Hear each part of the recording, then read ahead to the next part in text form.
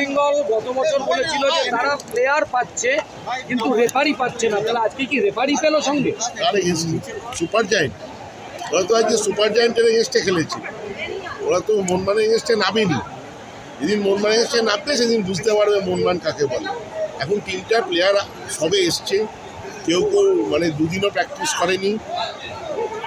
অভিষেক Singh SK দিনই চেনেই না ভালো করে, কোনো তালমিলই নেই আমাদের দুটো প্লেয়ার। আর ব্যাড লাক, লিস্টারের যে বলটা বেড়েছিল সেটাই যদি বারে লেগে গেল, সেটা যদি তখনই যদি গোল হয়ে যায়। তবে দেখুন আমাদের ফিটনেস যে অবস্থায় রয়েছে সে অবস্থায় ম্যাচ জিতলে এটা অবিশ্বাস্য হতো। ওরা সিনিয়র টিমটাকে কলকাতায় লিগে খেলিয়ে অনেকটা এগিয়ে আছে, এবং আমি আমার আগেও বলেছিলাম যে ইস্ট বেঙ্গল এগিয়ে আছে। তো যাই হোক, ওরা জিতেছে, যারা জিতবে তাদেরকে কনগ্রাচুলেশন। তবে সুপার জায়ান্টের সঙ্গে জিতলো, মুম্বাইয়ের সঙ্গে যখন খেলা হবে তখন মুম্বাই সুপার জায়ান্টের সাথে যেটা বলতো যে মাঠে নেমে ওরা তো প্রথম বলেছে মিনিট থেকে মস্তানি করতে, তাহলে কি আর কিছুবার মস্তানিটা দেখালো? মস্তানি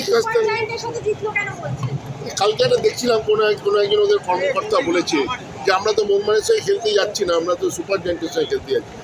সুপার জায়ান্টের কাছে হেরেছি, ওরা জিতেছে, মুম্বাইকে তো হারায়নি। যেদিন মুম্বাইয়ের সঙ্গে খেলা হবে সেদিন মুম্বাই বুঝিয়ে দেবে।